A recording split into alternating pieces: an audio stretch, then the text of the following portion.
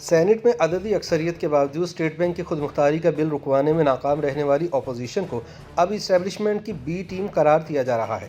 مبصرین کا خیال میں اپوزیشن کی نہ تو حکومت کو گرانے کی خواہش ہے اور نہ ہی کوئی حکمت عملی ہے۔ ایسے میں نہ تو اپوزیشن جماعتوں کے لانگ مارچ کی کامیابی کا امکان ہے اور نہ ہی تحریک عدم اعتماد سے تبدیلی کا کوئی امکان نظر آتا ہے۔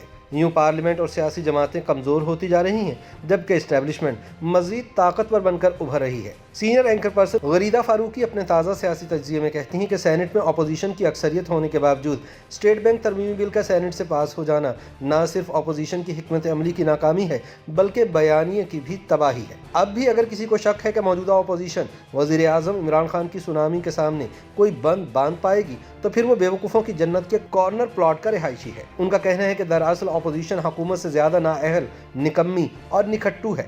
یہ محض چوری کھانے والے طوطے ہیں جو چند رٹے رٹائے الفاظ عوام کی تفریح تباہ کی خاطر ہر دوسرے روز گردان کرتے رہتے ہیں مگر اس سے آگے نہیں بڑھ پاتے۔ غریدہ کہتی ہیں کہ بھلا اس بات کا کیا جواز اور جواب ہے کہ ووٹنگ سے قبل اپوزیشن کی عددی اکثریت ایوان میں موجود ہو اور عین ووٹنگ کے وقت کوئی کھسک لے، کوئی غیر حاضر نکل آئے اور کوئی حکومت کا غیبی ووٹر بن کر ابھر آئے۔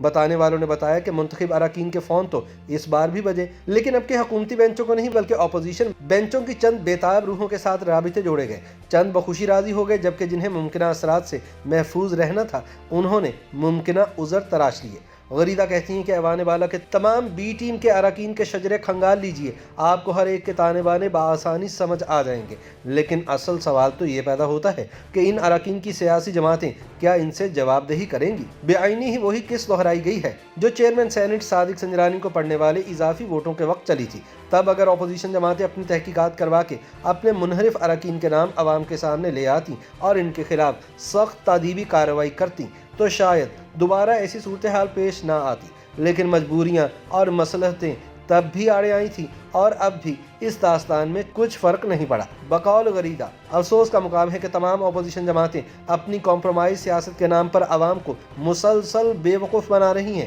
ایک طرف لانگ مارچوں کے ذریعے حکومت گرا دینے کی گیدڑ بھبکیاں، IMF کے سامنے اسٹیٹ بینک سمیت معیشت اور پورے ملک کو گروی رکھوا دینے کے کھوکھلے جوشیلے بیانات، عوام کی ترجمانی اور حقوق کے تحفظ کی لفاظی، اور دوسری جانب یہ ناداں گر گئے سجدے میں جب وقت قیام آیا۔ ان کا کہنا ہے کہ گزشتہ 3.5 برسوں نے اگر حکومت کی نااہلی ثابت کی ہے تو یہ حقیقت بھی نوشتہ دیوار بنی ہے کہ دراصل اپوزیشن حکومت سے زیادہ نااہل، نکمی اور نکھٹو ہے۔ یہ محض چوری کھانے والے طوطے ہیں جو چند رٹے رٹائے الفاظ عوام کی تفریح تباہ کی خاطر ہر دوسرے روز گردان کرتے رہتے ہیں مگر اس سے آگے نہیں بڑھ پاتے۔ فروری میں PDM کے مجوزہ لانگ مارچ کے حوالے سے غریدہ فاروقی کا کہنا ہے کہ یہ مارچ یا تو ہوگا نہیں اور اگر ہوا بھی تو نشستن، گفتن، برخاستن سے زیادہ کوئی اثر ڈالنے میں ناکام رہے گا۔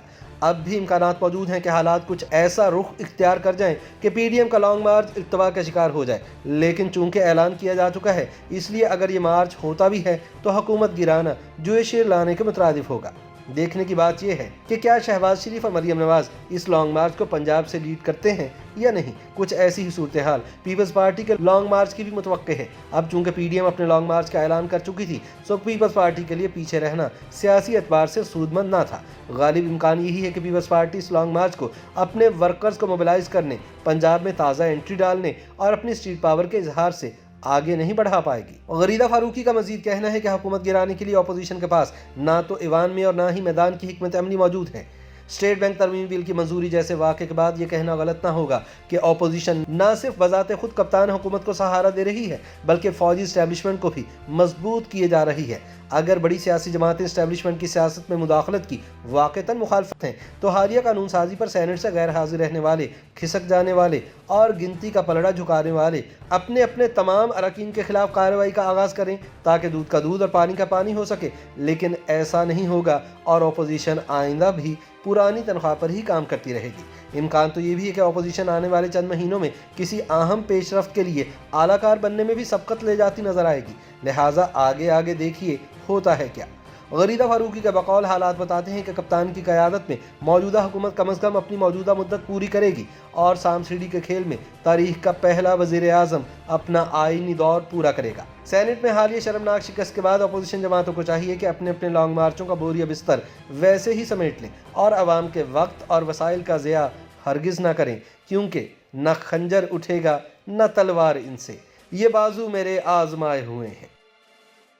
YouTube पर गूगली न्यूज देखने के लिए youtube.com की सर्च बार में गूगली न्यूज टीवी टाइप करें। गूगली न्यूज के पेज पर सुर्ख रंग के सब्सक्रिप्शन वाले बटन पर क्लिक करना ना भूलिए। YouTube पेज पर अपलोड होने वाली वीडियो से बाखबर रहने के लिए बेल आइकन पर क्लिक कीजिए। आपको हर नई वीडियो के बारे में नोटिफिकेशन मौसूल हो जाएगा।